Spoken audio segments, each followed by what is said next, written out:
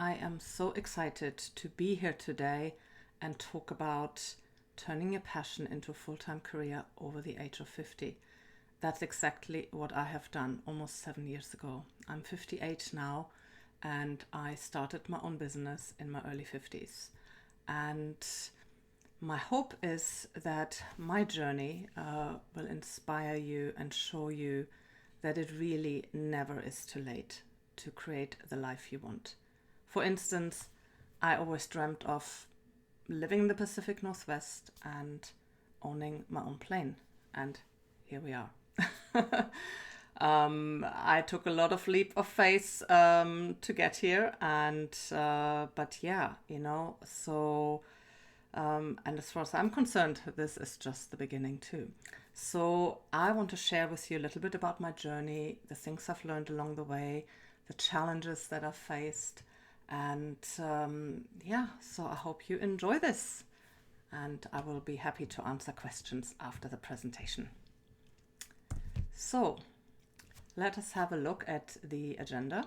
So I'm going to do a little introduction about who I am and what does life after 50 look like these days, what are the biggest challenges, and what are helpful strategies that I have learned over the years, and what are the 5 most important things or most impactful things that I have learned on this journey, and how do you get started. So I had a pretty colorful career and I call myself a Jill of all trades because I have worked in many different industries, and I think I've always been an entrepreneur at heart, actually. I used to feel a little lost sometimes because unlike, doctors or lawyers, people who had such a straight career path, I was never quite sure what I wanted. I knew I wanted to travel. I enjoyed working with people. I also really enjoyed technology. And so I kind of just went where the wind took me. I started off by working in the airline industry for many years, which certainly, helped me see the world, which is something that I wanted to do. But from there I got into technology actually, and I worked as an airline systems analyst for a few years. Then I got headhunted into a IT company where I was a project manager. Then I got into corporate sales. And because I moved around a lot as well, I've lived in 4 countries and I moved, I don't know, at least 35 times, I think, in my life. I have done like lots of different jobs too, because wherever I moved, I had to find a new job, so I've also been a hotel manager. I have worked as a college secretary in New England and as a school registrar for an international school in Germany. So it's a pretty colorful resume, I guess. So, but what I realized is that all of this just prepared me perfectly for starting my own business in my 50s. It really was like everything finally came together. And I want to take you through the first years of, having my own business and doing this full time. And it all started in late 2014, and my husband and I at the time lived in the UK, and we had what we call our radical rethink. We knew we wanted to live in the Pacific Northwest. I have lived here before. My husband is American. He's from the East Coast. We both love this area. And we weren't quite sure how we're going to do that because, we were quite established in the UK. We both had good jobs there.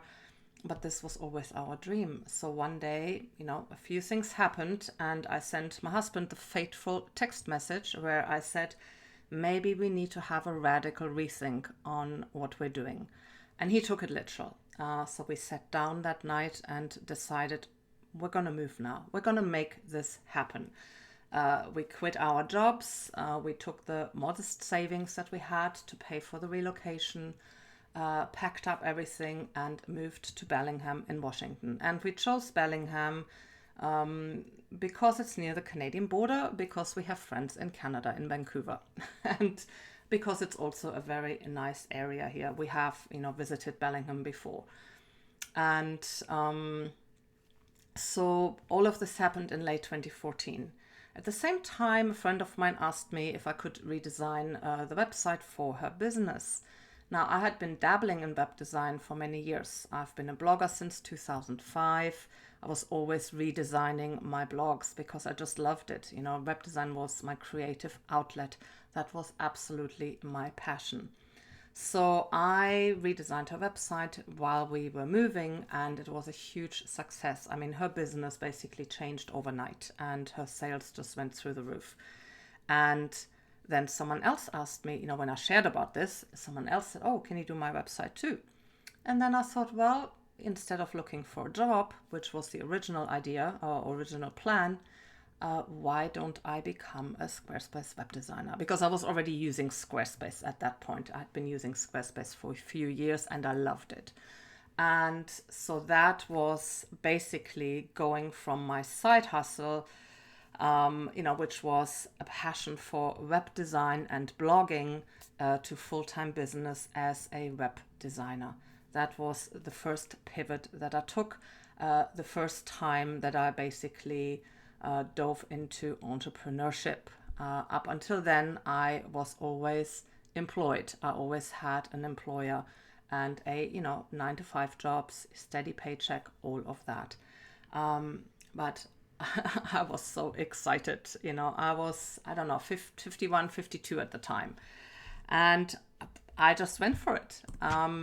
So in my first year, one of the things that I did that I think was absolutely crucial for my success as a web designer is I actually rented an off-site office. We have a very nice historic part in our town here that I love, and offices were available there. So I rented one of them. And that was the best decision I could have made for starting my own business, because not only did it give me a sense, oh, I still have a proper job because I'm going to an office every day. Although, now I choose my own times, that I show up and that I leave, which was an amazing feeling actually. But I also became part of the local business community, by having an office there. So I got to know all the local businesses, and through that I got clients, so I actually had a steady stream of local clients pretty much from day one. And all because I had rented this, little office that you can see here in this picture. In my second year, however, I decided that I am now ready to move into a home office. Now, I could afford to keep the offsite office, but I also liked the idea of having a home office, being close to my kitchen, having my cat around, and my husband when he wasn't traveling. And, and I thought, well, I'll just use that money and put it towards our mortgage, for instance. So that is what I did, so we had a spare bedroom. So I just established my office in that, painted my wall turquoise in my favorite color, and, continued to have a lot of clients, and actually still was very active in that local business community as well. So that didn't go away. And I also started teaching my first online course. Now I have always been involved in teaching and facilitating workshops in my corporate career as well. So, and people, always ask me, well, how do you do this in Squarespace? How do you, build a website? And so I thought, well, why don't I, create a course? This is kind of what I do. I take these ideas and I thought, well, let's just do it. Let's try it. It was, everything is an experiment. And I thought, well, why not try that? So I created my first online course. And again, I didn't have a huge following at the time. I didn't even have a mailing list at the time, but I had an online community, a small one, but it was enough to get me started, but I also was still working as a web designer. So basically offering the courses became my side hustle at this point. But things went very well. I doubled my sales from the first year. Then in year 3, I just fully embraced the online entrepreneur lifestyle. And I would go to coffee shops, a few times a week, with my laptop. And that's where I would, sit and design websites. And I absolutely loved it. I also really enjoyed having my home office too. Here you can see my little cat that kept me company. And so yeah, I mean, it really was amazing how easily I kind of slipped into this kind of lifestyle. I also added 2 more courses and more than tripled my sales from my first year. I mean, this takes time. Building a business takes time. It certainly doesn't happen overnight. So my fourth year then also became very busy, both on the personal and the business front. We had a lot of visitors from Europe. We actually built a house and moved into it. I still did more than 20 client websites. I added 2 more courses, so now I had 6 online courses. I started offering Ask Me Anything sessions, where people could, where you can basically pick my brain on anything to do with Squarespace or online business. And I became more and more involved with Squarespace. I really embraced the community, and the online community, and became very active in, with other designers and helping people. And I did a lot of beta testing for Squarespace. And this was also my first 6-figure year. And, I'm not a 6-figure hustler, but I have to say, this felt amazing. And it was a combination of the one-on-one work that I did and the courses that I had, so between the two, this is, where I got to the first 6 figures. And, but I was busy. Oh my gosh, it was a lot, it was a very, very busy year. So in 2019, I actually decided, my courses were doing well, which I had been doing, remember, since 2016. But I couldn't do it all anymore, so I had to make a decision. And so I thought, okay, I'll try this for 1 year. For 1 year, I'm not going to do any one-on-one web design projects. I'm just going to fully focus on my courses. It felt like a big risk because one-on-one work, it's easier to find 20 clients a year than to find hundreds and hundreds of people who take your courses. It's a very different marketing strategy that you need. And so it did feel risky, but I thought, what, I'm just going to do it for 1 year. I'm just going to kind of see what happens. I had enough savings to tie me over if things, went belly up. And so this was my side hustle to full-time business pivot number 2. So I basically, the side hustle that I had to my own full-time, business, now became my new full-time business. And I fully embraced online teaching, and I also started teaching Squarespace at our local college in evening classes. And I absolutely loved it. And I mean, I really, really enjoy teaching, and it went well, so we actually, so I had another 6-figure year. And we also sold our house again and moved back into our old condo, which I think, I'm actually mentioning that because, we had built this wonderful new house. It was beautiful. It did not feel like home. It was the weirdest thing. It just didn't feel like home. I was completely unhappy in that house. And I did not expect that. I thought, oh my gosh, what are we going to do? This house just doesn't feel right. And, we loved the neighbors and everything, but just something just was very off. And my husband felt similarly. And so we had loved our condo that we have moved from. We always actually, we always felt very at home here. Turns out the guy who had bought it from us was happy to sell it back to us. And once I had that conversation, I thought, what, we're just going to have to do that. And I'm sharing this to demonstrate that you are never stuck. You are never stuck. So you can even do something like build a blooming house, move in, and do all the things associated with that, And if it's not right, you can sell it again. You can sell it again. And the fact that we actually were able to buy back the condo that we had loved so much just told me this was absolutely the right thing to do, And so now it almost feels like we never even lived in that house, It's bizarre. But you are never stuck. You can always make decisions. You can always make choices. You always have choices. So, with all of that going on, things continue to go really well, and I even was able to treat my husband to an Alaska cruise.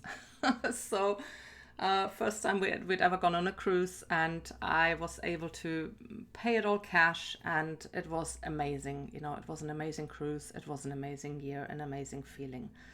Because we were willing to take some chances. I took chances by stopping the one-on-one work. We took chances by, selling the house again and moving back. Then, of course, 2020 happened, and a heartbreaking year on so many levels. And I don't have to tell anyone, how tough that year was for so many people. And, and we were very lucky. We're one of the lucky ones because we both work from home. And this is really where having an online business made all the difference. 2020 actually for me in my business was the best year I ever had. But I also, it was really important to me, to do something, I could see, how this was affecting so many people and so many businesses. So I actually, at the beginning of the pandemic, decided to offer scholarships to my courses because, I teach how to start an online business. And so I thought, well, how can I give back? And so I opened up 25 spaces. In the end, I couldn't decide who to give them to. So I actually ended up awarding 75 scholarships. And and that was really one of the best things I could have done, because it really helped people. And I can now, in 2021, I can see how some of them have really turned their own lives around, how they have pivoted, and how they were able to take their side hustle, and turn it actually into a full-time business, through what they've learned and, creating an online business. And we basically decided early on in the pandemic that we wanted to turn a negative into a positive. There was just so much heartbreak going on and so many things out of our control that we decided we're going to control the things that we can. And that is our own business, and that is our own health and the things we do on a day-to-day basis. So we decided we want to improve our health, and I lost 60 pounds. And we were able to buy a plane, fulfilling my husband's lifetime dream and also a dream of mine, because we both have an aviation background. We both love flying, and we were actually able to buy a plane in a year where we have a blooming pandemic. And it still feels surreal that we were able to do that.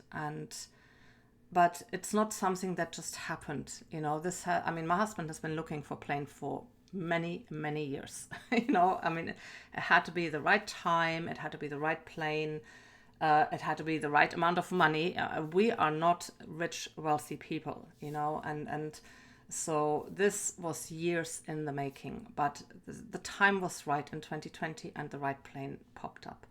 And so yeah, it was a very tumultuous year, and but turning a negative into a positive absolutely, was the right mindset to get us through that. And so, as far as my business was concerned, my courses performed really well. I also, actually the year before, I started publishing a planner for online entrepreneurs, an analog planner called the Yuli Planner, that sold out in 2020. And, so I hope, you can see that there that we can make choices and decisions in our lives, and that we have a lot more control over things than we maybe think we are, or than we're even told we have, So anyway, so let's get on. That was, a little bit about my background and my story. So what does life after 50 look like in 2021? Now, if you are 50 or older, then you are likely a baby boomer or Gen Xer. I am, I think, like on the cusp. And although I definitely identify with Gen Xers, I have to say. Now, I read a study that for baby boomers, on average, baby boomers have held 11 jobs, between the ages of 18 to 48. So, we're kind of used to reinventing ourselves, to change, and to taking risks, and to making changes. But typically, this age group, we've had traditional careers, very often the 9 to 5 jobs, going to an office, commuting, and the analog age, remember that? Many of us grew up and worked in the analog age. This was all before computers. And so, it's very different. The world today is very different in that regard. And technology obviously has changed how we work tremendously.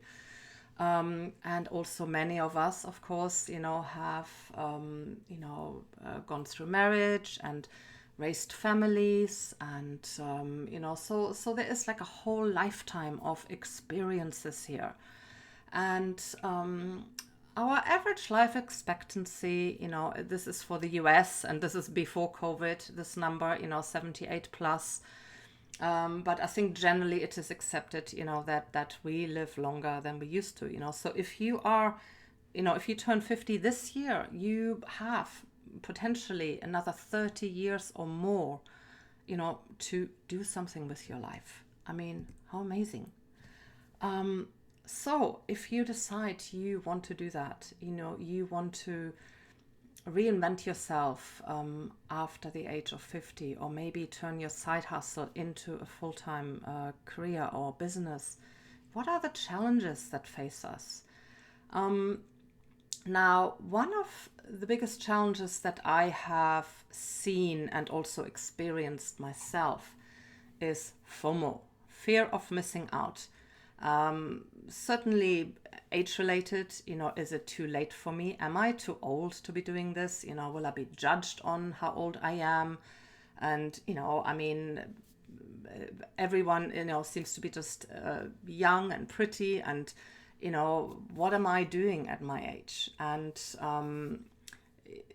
but there's also a general FOMO, that is not age related, but certainly in the online world, the fear of missing out, others are doing this so much better, others are faster, they are far further ahead than I am. How am I ever going to catch up? And so FOMO is a thing, and I certainly found, I work in a young person's industry. A lot of people who work in my industry are millennials, and so that certainly could have been a concern. But actually, strangely, it wasn't. I never even really thought about it, and I will come to that in a moment. Another challenge is time. We often, especially at this age, we still have family commitments. Kids might be grown up, but now we might have grandchildren that we help out with. Or we have elderly care, where we look after our parents or elderly relatives. We often still have a job, so we're juggling, other work commitments. And if we become an entrepreneur, then we wear many hats as an entrepreneur. I don't just design websites, or I don't just teach, I'm the CEO, I'm the CFO, I'm sales and marketing, I'm customer service, I'm the creative brain behind it all. You do everything, so time is a real thing, to consider. There's only so much time that we have, and so how do you best manage that? And what a lot of these two big challenges boil down to, especially for people over 50, is a lack of confidence. I did a little survey in my audience, what do you consider your biggest challenge, for those of you who are over 50, and confidence came up a lot. People felt, I'm not really confident enough. And because I feel there is an age bias out there, I feel that people will think I'm too old. And also technology can be a challenge for many of us because we didn't grow up with it, right? And so a lot of people feel, well, technology, it's just hard to keep up, and I don't really know how to use a computer, and I'm intimidated by it, and so that also adds to the lack of confidence. And so don't underestimate that. And I completely understand that, However, there are things you can do to build your confidence. And let's have a look at some of the strategies that have helped me. The one that has probably been the most helpful is to put on my business blinders. And horses have blinders so that they are not distracted, so that they stay on track and focused. And you do exactly the same in your business, especially with the FOMO and the fear of missing out. There is so much noise out there, and so much bling and shine, and so many people who will tell you, don't do this, or you are this, you are that, you are too little, you're not enough, you're too much, and you're not ready, or you need my big shiny secret, and so much noise. Put on your blinders. Just focus on what you do. Look at your own business, look at your own to-do list, what are my things that I need to do for my business, and ignore the rest. Not easy. Easier said than done, and but it's a practice, and it works. It really works. So when I started embracing my business blinders, that's when things really started taking off for me. The other thing is become an expert, in what you do. Like I said earlier, I work in a young person's industry, but I have positioned myself as an expert in Squarespace, and I learned a lot. I obviously use it all the time. I love it. I love Squarespace, and I am one of these Squarespace experts now, and yes, there are a lot of young people that work with me, and I love them actually. I love the energy that they bring, and we, we just don't think about the age. I just never feel, oh, I'm like the old one in the room here, and it just is not. It's just not a thing. Maybe for some people it is. Maybe some people look at me and think, oh my gosh, who is this middle-aged woman, gray-haired woman wanting to teach me these things? Well, that's fine, then we're not a good match, But I can tell you, there are plenty of people out there who actually appreciate my experience. They appreciate my life experience, my professional experience. It's like all come together. I'm not just an expert in Squarespace.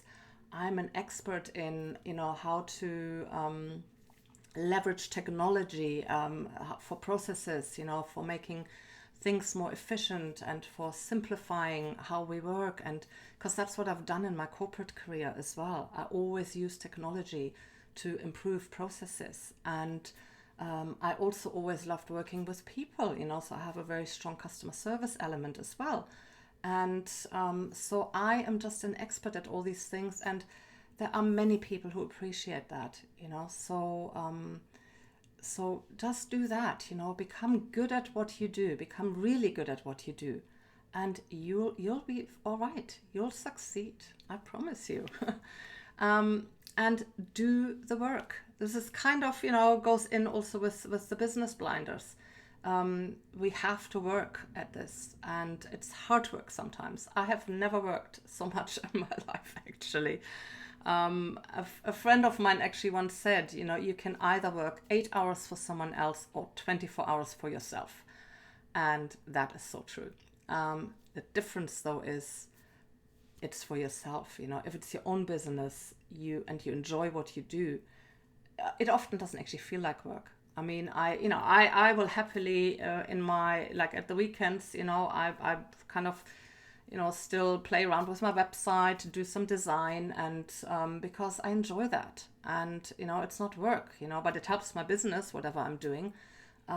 So that, I think, makes all the difference, and the flexibility. I'm the master of my own time, and so I don't mind working at the weekends. And if I want to take time off during the week, like go up to Vancouver, go for a bicycle ride around Stanley Park, well, then I can do that. And that makes all the difference, but you will work, you will have to work hard. And 5 to 9, if you already have a 9 to 5. Although my husband, when he saw that, he said 5 to 9. Well, I think that's kind of your hours, right? 5 a.m. to 9 p.m. Some days it is, and that's okay. But I think you will find that the longer you do it, and as you establish yourself, you can absolutely be flexible with your time, and you will eventually find a flow, where you can balance it out with all the other things that are also still important in life. But I think, there has to be an understanding, this is not easy, there is no overnight. I mean, it's very rare, to have an overnight success story, and there are no secrets either. There are just good strategies, and good methods and hard work.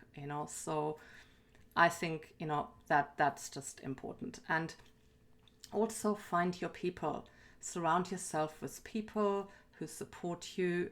Find an audience that hears you, that sees you, and also people that you hear and see, and that build a community around yourself. And that is really also about community over competition. I mean, I work a lot with other designers and also with other trainers, and we have communities, we have masterminds, and we help each other, and that is so important.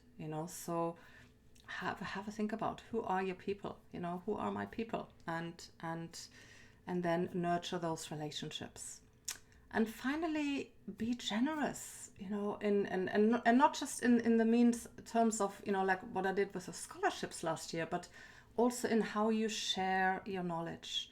For instance, blogging is a great way of sharing what you know, and giving it, for free. And I'm a big believer in generosity, and there are many ways in which you can help other people. And obviously, yes, we can also help financially, finding charities that we want to support and give back, and maybe have community projects or offer free trainings. And there are many things that we can do, but make sure it comes from your heart, because you want to share, because you want to help other people.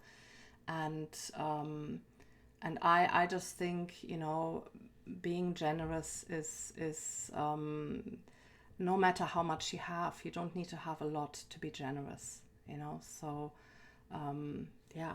whatever generous means to you. And so what are the 5 main things that I have learned on this journey? I think one really important aspect has been to have a safety net. Don't underestimate the safety net. And that can be many things. In my case, my husband was my safety net, because he has a regular job, he pays for the healthcare, and that absolutely was my safety net. I could have also supported us from the first year, barely, because I didn't make that much money in the first year, but it would have been enough if we'd been, careful with our spending. But just having that safety net has allowed me to go out and do this, because when you have to worry about, paying your rent and putting food on the table, then it's really hard to focus on on your business and all the things you need to do, because then you come from a place of need, of it's a hard place to be in. So if possible, have a look at your safety net. It can be a job, it can be a part-time job, a partner, it can be savings. I absolutely recommend to have some savings, and just to cover yourself for like 6 months. I think 6 months is enough. And just so that for 6 months, my mortgage or my rent or my day-to-day expenses are covered. And it could be your parents. Well, maybe at our age, not so much anymore. Actually, that's advice I give to the younger people. Because maybe the parents will take you in if everything else fails. Always think about, what's the worst case scenario? What if everything fails and everything just kind of falls apart, as has happened to many people last year? But you build yourself up again, So what is that? What is your net there if that were to happen? Sometimes our confidence is a safety net. The confidence that we have is, I will be okay. I will actually be okay. And that's kind of a little bit what I have too. I have all my life always thought things will work out because I have choices. I can always make decisions. I can always change, direction, and things will be okay. That is kind of a safety net too. So have a little think about that. And you are never stuck. Don't think that you are ever stuck. We can make choices. We have a lot more control, and than we think we have. And so we can make choices and decisions that can help us out of it. And, know who you are and just be yourself. Don't look at all these shiny people out there and think you have to be like that. Especially the ones who tell you, oh, look at me, this is my great life and you can have the same great life. No. Know who you are and just be who you are. Be yourself, be authentic and work with integrity. I find that is so important, and that will help you. Do your bookkeeping. 2 years I missed that, and you know what? Not a good idea. It will just stress you. Do your bookkeeping when you're starting out, depending on where you are and how big or how small you start out. Just use spreadsheets. That's what I did. I used spreadsheets for the first few years, and then I finally started using a bookkeeping software, or hire a bookkeeper. If you're absolutely rubbish with numbers and you don't want to deal with it, then hire a bookkeeper and a good accountant. But have control over your money. That's really what this is about. Know where you are with your money. And even if you don't have a lot, it doesn't matter. I used to have a whiteboard on my wall, and I said I want to have 20 clients this year. And so I wrote down 1 through 20, and then every time I had a client, I would put their name on there. I would put the amount of the project on there, and I had a goal number as well. But I always checked that. I always looked. I was always in my money, to see where am I with my money, and how am I doing? How's my pricing working? And make sure you stay close to that, and because it's very easy to lose track of things and then you don't feel like you're in control. No, do that. Like from the beginning, do your bookkeeping and get help. We don't build this on our own. Even if you are a solo business, I am still a solo business, but I get help too. I have someone to help me with administration. I have my accountant, and I work with other people. I hire contractors sometimes. And so make sure from the beginning, have a look at where you need help. What are the things that you just either really hate doing or that you're not very good at doing. Get help for that. And, find your people. Find your people that you also trust, and then you can focus on the things that you are good at and on the things that will move your business forward. And really, looking back at the last, like 6-7 years, I think when I realized that my experience and age are actually an asset, that is really when things also changed. because they are an asset. Don't ever underestimate the power of experience. And at our age, we have experience, right? Whether we want it or not, we have experience. We have skills, and we have learned a lot, and we can absolutely leverage that. And it will all flow into your business. You might actually be amazed, at what you can do because of all that experience and all your skills. And I think that's why I can also still manage this mostly by myself, because of all this experience that I have accumulated over the decades. So how do you get started? Well, you start, and I've got just a couple more slides going through each of these. So figure out your safety net, write a business plan, tell someone about it, talk to people about it. Decide what your first step is. What is your first step into that direction? And feel the fear and do it anyway. That's a book that I bought 30 years ago. Susan Jefferson, I can't remember exactly. One of the first self-help books I've ever bought. And that's actually stayed with me all my life. Feel the fear, because fear is normal. It's so normal. And do it anyway. You'd be amazed what you can do if you have that mindset. Get a website. If you're thinking of starting your own business, if you don't have it already, get a website. If you have a website, make sure it's a really good website. Your website is your digital home. If you are, building a new website, it will also, the process of creating a website is actually really good at giving you clarity and focus, because you're going to have to express and articulate what it is that you're wanting to do. And that is where, having designing a website is just so helpful. Do it either yourself, which obviously with Squarespace you can do. But if you're really not technically inclined or just don't want to do it, hire someone, work with a designer. A good designer will also help you to get clarity and focus. So very important. And a website is also very good for being your business hub, especially, I'm assuming you have an interest in Squarespace, since you are attending a Squarespace webinar.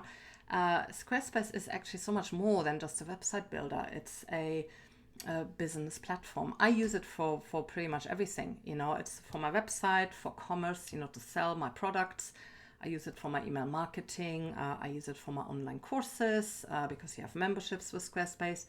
I use it for scheduling, so those Ask Me Anything sessions, they can just book, through the scheduling feature on my website.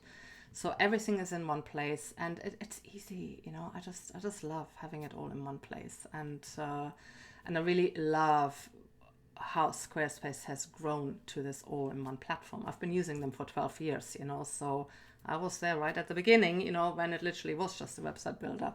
And but a website is super important. And that's going to be your calling card. Nowadays, in this day and age, if you have a business, you need a website. And then go and create something. If you are not sure what it is, you might well be. You might already have your business idea and just, you just want that little nudge, that you can do this even if you're over 50 or over 60 even. But if you're not sure, if you just think, well, I want to do something. I want to do something different. I want to reinvent myself, so have a little think about it. You can offer one-on-one services, maybe retail products if you're creative and you make things, digital products, for digital downloads, and like music, for instance, online courses. Online teaching has become a huge industry, and there's so much room for it.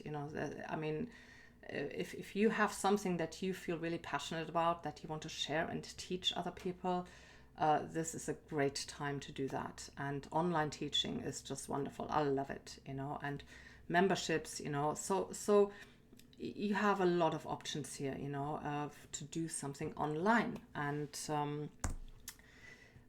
then, if you do that, grow your audience. And start right from the beginning, do email marketing, start growing a newsletter, get into blogging. If you absolutely don't like writing, or maybe hire someone who can blog for you. Blogging is very good for driving traffic to your website, for becoming known, and for growing your audience. It's a very good tool. Use social media, obviously customer service. Providing good customer service will also help you grow your audience and your client base, and because then it becomes word of mouth, and so I think customer service is always very, very important, and mingling, I call it mingling. And it's basically, I guess, good old networking, community over competition. Again, find your people, coming back to what I said earlier. That's really what mingling is all about. I love mingling, and you'll get to know people, and you might already know people in your audience. Strengthen and nurture those relationships. It's all about relationships. Relationships is really one of the biggest things, actually, and I probably should have made a point on that. And last but not least, have some fun, and this is your passion. This is something that you feel strongly about, and never forget to have some fun. Enjoy it. Make sure that you always have some enjoyment in there, and that there's always something joyful. When you have your daily to-do list, have one item on your daily to-do list that brings you joy, and it will make a big difference. And so I hope this was helpful, and I'll be happy to take some questions now.